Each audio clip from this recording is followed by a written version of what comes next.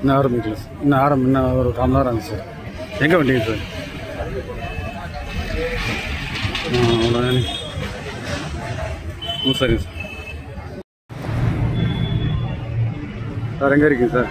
எங்கே இருக்கு sir?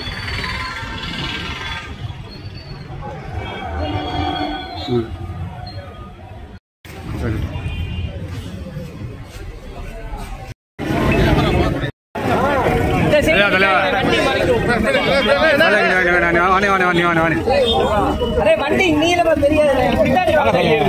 Media எடுத்து விடுங்க தெரியும். எடுக்கிறது சொல்லுங்க. ஒரு சைடு நிற்கிறீங்களா?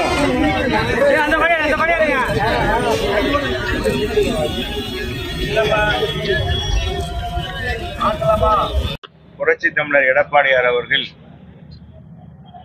மக்களை காப்போம் தமிழகத்தை மீட்போம் என்ற சூழ்நிலையோடு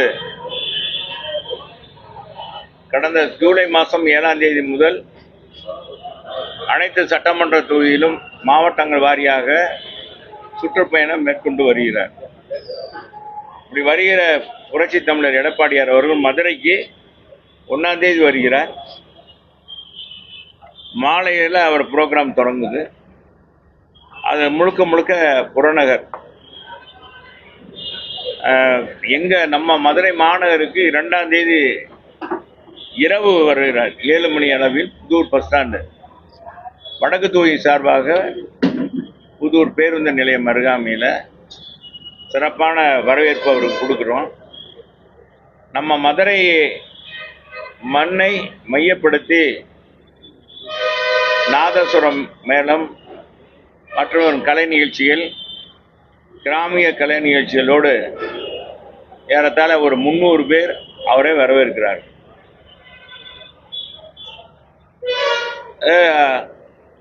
மேற்கு தொகுதியில் இருக்கிற கழக நிர்வாகிகள், தொண்டர்கள், பொதுமக்கள் அனைவரும் அணிதிரண்டு அங்கு வருகிறார்கள்.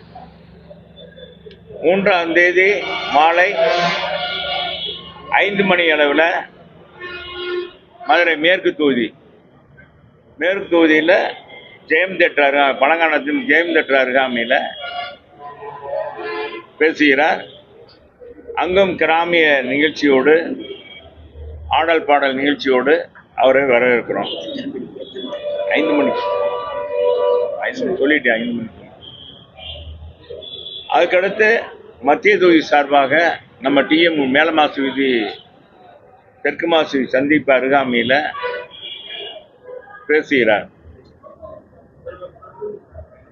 3வது அன்றைக்கு 7 மணி அளவில் 6 மணிக்கு அங்கே பேசுகிறார். 7 மணிக்கு தெற்கு தொகுதி சார்பாக ஓப்பலாப்படித்துறையில் உரை நிறுத்துகிறார். இந்த நிகழ்ச்சி முழுக்க முழுக்க பொதுச் செயலாளருடைய அனுமதியோடு இன்றைக்கு நாங்கள் அறிவித்திருக்கிறோம். குறிப்பாக மதுரை மாநகரில் லட்சக்கணக்கான தொண்டர்களும் பொதுமக்களும் கலந்து கொண்டு அந்த நிகழ்ச்சியை சிறப்பிப்பார்கள் என்று நாங்கள் எதிர்பார்க்கிறோம். உறுதியாக புரட்சி தமிழர் எடப்பாடியார் அவர்கள் மதுரை மண்ணுக்கு மதுரைக்கு நிறைய திட்டங்களை கொடுத்திருக்கிறார். நேற்றைய தினம் கூட இதை பற்றி நீங்கள் கேட்டீங்க. நான் நாளை எங்களுடைய கழக நிகழ்ச்சி இருக்கு, அந்த நிகழ்ச்சியில சொல்கிறேன்னு சொன்னேன். மதுரைக்கு எந்த ஒரு முதலமைச்சரும் கொடுக்காத திட்டங்கள் புரட்சி தலைவி அம்மாவுக்கு பிறகு 8000 கோடிக்கான மக்களுக்கு பயன்படக்கூடிய, மதுரை மக்களுக்கு பயன்படக்கூடிய தொலைநோக்கு பார்வையோடு திட்டங்களை தந்தவர் புரட்சி தமிழர் எடப்பாடியார். குறிப்பாக மதுரை மக்கள் இன்றைக்கு அனுபவித்து வருகிற முல்லை பெரியார் கூட்டு குடிநீர் திட்டம் 40 ஆண்டுகளுக்கு 100 வார்டுகளிலும் இன்னைக்கு 17 லட்சம் மக்கள் இருக்கிறார்கள், வசிக்கிறார்கள். 40 லட்சம் மக்கள் பெருக்கம் ஏற்பட்டால் கூட குடிநீர் தட்டுப்பாடு என்பதே இருக்காது. அவங்க இல்லத்துக்குள்ளே இந்த தண்ணி வீட்டுக்குள்ளே பிடித்து கொள்ளலாம், வெளியே வர வேண்டியதே இல்லை. இன்னைக்கு தண்ணிக்காக வெளியே வந்து பிடிக்கணும், குழாயில் பிடிக்கணும், வைக்கணும், சாக்கடை கலந்து கழிவுநீர் கலந்து வந்தது அப்படின்ற நிலையே இல்லை. தூய்மையான குடிநீர்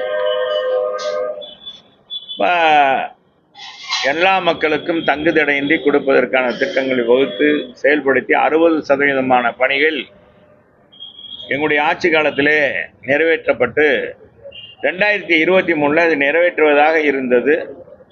ஆனால் எங்கள் ஆட்சி மாற்றத்தின் காரணமாக திராவிட முன்னேற்ற கழகம் அரசு 23 இந்த திட்டம் நிறைவேற்ற முடியும், இந்த நிறைவேற்ற வேண்டும், மக்கள் பயன்பாட்டுக்கு கொண்டு வரும் என்ற அந்த திட்டத்தை காலதாமதப்படுத்தி இப்பொழுதுதான் ஒரு சில வார்டுகளுக்கு கொடுத்திருக்கிறார்கள்.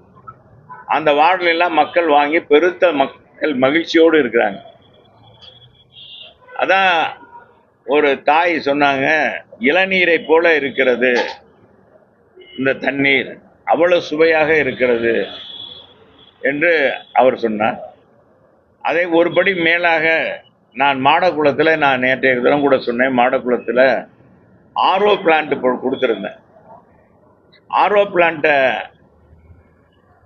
கொடுத்து அது மூலமாக அவங்களுக்கு சுத்திகரிக்கப்பட்ட குடிநீர் கிடைப்பதற்காக சட்டமன்ற மேம்பாட்டு நிதியிலிருந்து 12 லட்சம் ரூபாய் ஒதுக்கீடு செய்யப்பட்டு அந்த திட்டம் நிறைவேற்றின சூழ்நிலையில் அப்பொழுது அந்த பொறியாளர், உதவி பொறியாளர் சொன்னார், சார் ஏற்கனவே தண்ணி இதே சுத்தமான தண்ணியா இருக்கு, இதுக்கு நீ தூய்மைப்படுத்த வேண்டியதில்லை, இந்த திட்டத்தை வேற எங்கேயாச்சும் புறநகருக்கு கொடுங்க, இல்லைன்னா வேற மாதிரி மாற்றி கொடுங்க சார், இது வேணாம் சார் அப்படின்னு சொன்னார்.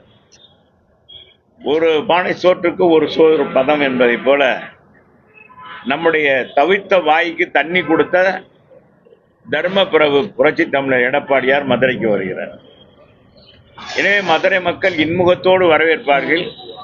ஏன்னா மதுரை மக்கள் குடிநீருக்காக எவ்வளவு தூரம் கஷ்டப்பட்டார்கள் என்று நான் சிறு வயது முதல் இங்கே வாழ்கிறதுனால் எனக்கு தெரியும். அப்படிப்பட்ட மக்களுக்கு தாகம் தீர்ப்பு இந்த தலைமுறை மட்டுமல்ல, இன்னும் 2 தலைமுறை பயன்படக்கூடிய அளவுக்கு தொலைநோக்கு பார்வையோட திட்டம் தந்தவர் வருகிறார். அதே மதுரையில் இன்னைக்கு மதுரையினுடைய வளர்ச்சி, மதுரையில் இருக்கிற உயர்மட்ட பாலங்கள், பறக்கும் பாலங்கள், வானளாவிய கட்டடங்கள், உலகத்தரம் வாய்ந்த சாலைகள், குடிமராமத்து பணி மூலமாக மதுரையை சுற்றி இருக்கிற நீர்நிலைகள்லாம் உயர்த்தியது, வைகாற்றில் தடுப்பணை 5 தடுப்பணைகள் கட்டியது, நிறையாத மாரியம்மன் தெப்பக்குளத்தை நிரப்புவதற்காக ஏவி பிரிட்ஜ் அருகாமையில் அங்கே ஒரு தடுப்பணை கட்டி 1 கோடி ரூபாய் செலவிலே பனையூர் வாய்க்காலே இந்த கழிவுநீர் கலக்காத அளவுக்கு தூய்மையான அந்த வைகாற்று நீர் போய் கலக்கிற அளவுக்கு, தெப்பத்தில் கலக்கிற அளவுக்கு திட்டங்களை கொடுத்தவர். அதனால் 5 ஆண்டுகள் தொடர்ந்து நீர் நிறைந்திருந்தது. இது மாதிரி நான் சொல்லிக்கொண்டே போனால் எண்ணற்ற திட்டங்களை கொடுத்தவர் வருகிறார். மக்கள் நலம் பழித்தவர், மக்களுக்கான திட்டங்களை கொடுத்தவர். எனவே மதுரை மக்களுடைய அபிமானம் பெற்ற தலைவர் யார் என்றால் புரட்சி தமிழர் எடப்பாடியார் என்பதை அவரை வரவேற்க மக்கள் காத்து கொண்டிருக்கிறார்கள்.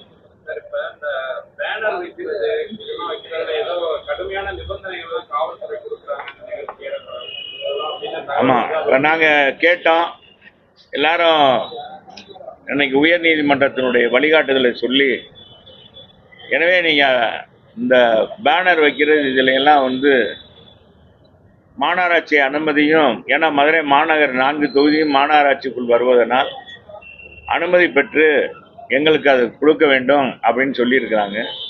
அது குறித்து எங்கள் மாவட்ட நிர்வாகிகிட்ட பேசி அதுக்கான உரிய தீர்வு காண்பதற்கு நடவடிக்கை. ஆனால் குறிப்பிட்ட அளவுக்கு தான் வைக்க முடியும், அது வைக்கக்கூடிய அளவுக்கு இருக்கு என்பதை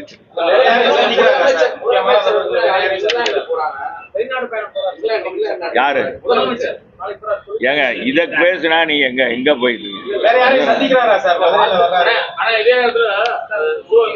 இப்ப மாநகராட்சி மாமன்ற கூட்டத்துல 33வது தீர்மானமாக ஒரு தீர்மானம் என்னங்க மதுரை மாநகராட்சி கூட்டத்துல 33வது தீர்மானமா சாலைகள் மற்றும் பொது இடங்கள்ல போஸ்ட் ஒட்டக்கூடாது, தோல் விளம்பரம் வரையக்கூடாது. அப்படி பண்ணா முதல் தடவை 1000 ரூபாய், 2வது தடவை 5000 ரூபாய், 3வது தடவை காவல்துறை நடவடிக்கை எடுத்து தீர்மானம் நிறைவேற்றினாங்க. இந்த தருணத்துல நிறைவேற்றினாங்க. அதான் அது வந்து இதென்ன இதுல தெரியாதா திமுகவுடைய காழ்ப்புணர்ச்சி. அவங்க தலைவர் வரும்போது என்னென்ன செஞ்சாங்க. அவர் நடைபாதையா வந்தாரு, நடைபயணமா என்னப்பா வந்தாரு. அப்ப என்ன எத்தனை பிளக்ஸ் போர்டு கட்டினாங்க, எங்கெங்க வால் போஸ்ட் அடிச்சாங்க. எல்லார் வீட்லயும் சோத்துல கூட எல்லாரும் சோத்துலயும் ஒட்டி விட்டாங்க. சோத்துல கூட ஒட்டி சோறு ஸ்டாலின் தான் வர்றாரு, விடியல் தர போறாருன்னு அந்த இது போடல. நம்ம கூட நம்ம அந்த வார்த்தை வாசகமே இப்ப வர்றது இல்லையே. ஸ்டாலின் தான் வர்றாரு, விடியல் தர போறான்ற அந்த வாசகமே இப்ப கண்ணிலே காமிக்க அந்த பாட்டே எடுத்து போட சொல்லிட்டாங்க பொழுது. ஏன்னா இப்படி இருட்டா தானே இருக்கு, அதனால அவங்களுக்கே தெரியும் இது. ஏன்னா இந்த மாநகராட்சியில தீர்மானம் கொண்டு வருவது என்பது வேடிக்கையான வினோதமான ஒன்று. ஊழல் நிறைந்த மாநகராட்சி, உலகமே காரி துப்புகிறது. மதுரை மாநகராட்சி ஒரு தூய்மையான மாநகராட்சியாக எங்க ஆட்சி காலத்துல இருந்தது. மதுரை வந்து கோயில் மாநகரம். இந்த மாநகரம், இந்த கோயில் மாநகரம் இன்னைக்கு குப்பை மாநகரமாக மாற்றிய பெருமை இந்த மாநகராட்சி நிர்வாகத்துக்கு தான் பொருந்தும். வரலாறு காணாத அளவுக்கு 5 மாநகராட்சியில் இருக்கிற 5 மண்டல தலைவரும் இன்னைக்கு ராஜினாமா பண்ணியிருக்காங்க. எதுக்காக? பணி சுமை காரணமாவா? ஊழல் பண்ணாங்கன்ற அடிப்படையில தான் அவங்க கட்சியில இருந்து நடவடிக்கை எடுத்திருக்காங்க. 2 நிலைக்குழு தலைவர், 17 பேர் கைது செய்யப்பட்டிருக்காங்க. சுதந்திர போராட்ட தியாகிகளா? மக்களுடைய வரி பணத்தை கொள்ளையடித்தவர்கள் இவர்களுக்கு பங்கு இருக்கு என்று சொல்லி கூடுதலாக மேயர் உடைய கணவரே கைது செய்யப்பட்டிருக்கிறார். மேயரே கைது செய்யப்பட்டிருக்கிறார்னா என்ன அர்த்தம்? இந்த திமுகவுக்கு வெக்கம், மானம், ரோசம், ஊழல் எது என்பதுல வந்து கொஞ்சம் கூட இல்ல. அவங்க தீர்மானம் நிறைவேற்ற. இதனாலதான் நாங்க எங்க மாநகராட்சி மாமன்ற உறுப்பினர்கள் நீ கலந்து கொள்ளல. ஒரு ஊழல் மேயரை வைத்துக் கொண்டு தீர்மானம் நிறைவேற்றுவது எவ்வளவு பொருத்தமா இருக்கும்? திருடனை வைத்துக் கொண்டே திருட்டை ஒழிப்பது எப்படின்னு பேசுவதை போல இருக்கு, திட்டங்கள் தீட்டுவதை போல இருக்கு. எனவே அந்த இதை வந்து இவங்க மேயரை மாற்றணுன்றதான் எங்களுடைய கோரிக்கை. ஏன்னா கணவர் கைது செய்யப்பட்டிருக்காரு. அது முடிந்த பிறகு அவர் நிரபராதி அப்படின்னு தெரிஞ்ச பிறகு திரும்ப மேயர் ஆக்குறது எங்களுக்கு ஒன்றும் கவலை இல்லை. அப்படிப்பட்ட மாநகராட்சியில் எங்க பொதுச் செயலாளர் இதெல்லாம் சீப்பை ஒழித்து கொண்டா கல்யாணம் நின்ற மாதிரி இதெல்லாம் நாங்க எங்க பொதுச் செயலாளர் விரும்ப மாட்டார். விளம்பரத்தை பத்தியே இல்லை, மக்களை சந்திக்கணும், மக்களுடைய எழுச்சியை பார்க்கணும், மக்களிடத்துல எடுத்து சொல்லணும் அப்படின்றதான் வர்றாங்க. ஆமா, உறுதியாக சந்திக்கிறார்.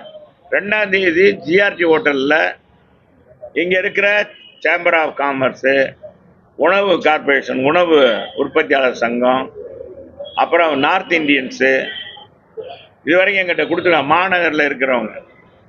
அப்புறம் வேற யாருப்பா இவங்க, இது மாதிரி சங்கங்கள்லாம் கொடுத்துருக்காங்க. வியாபாரிகள்லாம் சிறு வியாபாரிகள் சங்கம் கொடுத்துருக்காங்க, சந்திக்கணும் இருக்காங்க. இது வந்து அங்க காலையில 10 மணிக்கு 10:30 மணிக்கு ஜிஆர்டியில சந்திக்கிறார். நிறைய பேர் இணைஞ்சுக்கிட்டே இருக்காங்க, இணையறாங்க. நான் சொல்றேன், பொதுச் செயலாளர் முன்னிலையில் ஆயிரக்கணக்கான பேர் சேருவாங்கன்னு எதிர்பார்க்குறோம். எங்கிட்ட சொல்லியிருக்காங்க, எங்கிட்டையும் சேர்ந்து நாங்கள் அதை பூரா அப்போ பொதுச் செயலாளர் முன்னால சேர்க்கணும்னு இருக்காங்க. சரி அப்படின்னு சொல்லியிருக்கோம். அதிமுக பொதுச் செயலாளர் எடப்பாடி பழனிசாமிய உயிரை கொடுத்தாவது நாங்க ஜெயிக்க வச்சு முதலமைச்சர் அரியணையில உட்கார வைப்போம், அது நீங்க பார்க்கதான் போறீங்கன்ற மாதிரி அண்ணாமலை சொல்லியிருக்காரு. நல்லது தானே சொல்லியிருக்கேன். அவர் உயிரெல்லாம் கொடுக்க வேண்டாம். அவர் வந்து அவங்க கட்சிக்காரங்களில் தூண்டி விட்டாலே போதும். இன்னைக்கு இந்த ஆட்சியை மாற்றம் செய்யணும்னு மக்கள் துடித்து கொண்டு இருக்கிறார்கள். அன்பு சகோதரர் அண்ணாமலை பொறுத்தளவுக்கு அவர் வேண்டுகோள் விட்டால் அவர் பேசினாலே போதுமானது.